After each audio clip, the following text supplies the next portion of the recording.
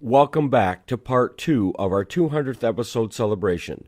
Today, host Mark Brewster looks ahead to the future of the podcast and breaks down the vision behind chattinglocal.com.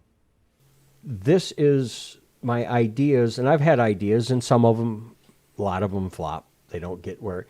But one thing that is a little different at this particular point is a couple of these ideas. I've got friends of the podcast, partners that want to come in because they see the benefit to their business, and they succeed, I succeed. I can then take it and package it to other places.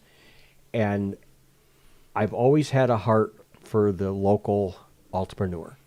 You know, all my podcasts end with remember to buy and shop locally. And kudos to you, because I have no entrepreneurial desires whatsoever. I'm happy to have somebody else handle the headaches, and I generate the product. The one thing about it, and that's what teaching did, is all of a sudden it opened up another area that I went, I got to work at this.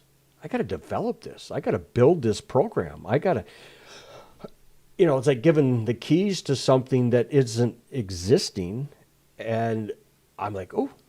But anyways, that's kind of where we're kind of at, and, moving, and at the episode 200, who knows? I don't know. I'm anxious to see where this goes, and I feel as long as I can help somebody, I'm okay. Where would you like that number to go? 400? You know what? I didn't think it was going to get to 200. I didn't look past episode 1, to be quite honest with you. It was like, okay, I'm going to start this. If I could go back and tell myself, maybe bi-weekly would have been a little nice at one point. But at this particular time, I have many in the can that just have to be edited and put out. It's a lot of work. These things take hours to put together, which is fine. Plus, you've got to edit out the odd comments from folks like myself. Or do I edit? You really do need to edit out the... I do. But for the most part, the nice thing about it, how we're having a conversation right now, we could be having this at a restaurant. And that's... Yeah, but you didn't want to feed me, so... I told you afterwards. I know. Yeah. But I don't know where it's going, and I think it's kind of fun not knowing. Okay. So I've got a note here, and there's a bit of a question mark in my head. What is Chat Local? Well, Chatting Local, to me, when I started the podcast, I didn't realize that I was going to get people from outside of Montcalm. One thing that I did is I did pigeonhole myself by saying Discover Montcalm means Montcalm, and they don't really want to know about counties in the UP or wherever. That as I was, going along, and I fought this for a little bit because I was true to it's Discover Montcalm, and you got to be within the county lines in order for me to do this. But when people start asking, what's the one thing in business? When your potential customers speak, thou should listen. Are we looking at other counties? Yes. But one thing that I looked at with this is that Chatting Local, I'm hoping, can be spun into its own podcast. And I want to be very careful not to dilute my message of Discover. That's where I thought we could go outside of the county lines. Or the bigger picture is, when it's time, Chatting Local can be done anywhere. Because you can chat local where you're at. Whether it's another state, another country, you can talk locally about what's important to people. So I wanted to have a door that I could open that would allow me to go down another path. Podcast travelogue. It very well could be. I mean, there's a lot of people doing them. You said, follow people as they go to Alaska, or follow this or that.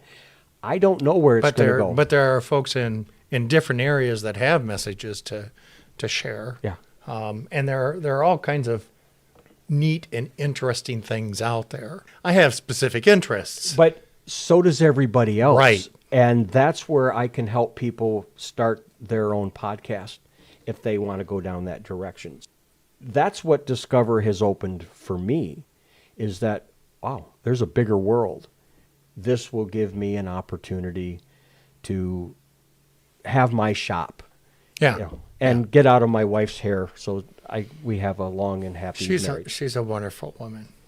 She puts up with me. Yes, she is.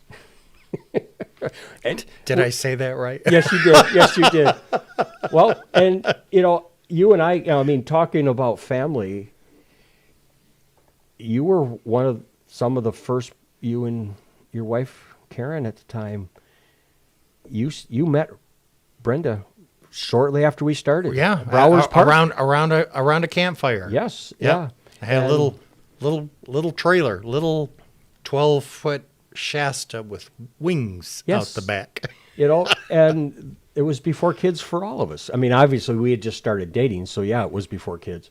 But that's cool. And the fact that, at the time of the 200th, we'll be celebrating our 39th year. It's like, wow. But yeah, I've known you longer than I've known my wife. Oh, sorry. Well, our sense of humors are very similar. We do have a similar. Well, and the kids grew up together. They went to school together. Yeah, and it's been a great run. It's been a great run, and I've enjoyed every minute. And I think I look back and there's a lot of people that I wouldn't be where I'm at if it wasn't for them at one point or another. You surround yourself with your friends, and they'll lift you up and tell you when you've done wrong or help you. And that's life. That's cool. Yeah, I've always enjoyed your company. Yeah, and your wife's. Yeah. So there are people out there going, okay, he's known him for over 40 years, and he's look at me and that guy is. Yeah, if you want the dirt, Mark probably has it. Though it might cost you to get it out of him. Nah. Because there was no phones back when. Oh, no. No, the technology back then was, a car battery if you needed longevity. Yeah.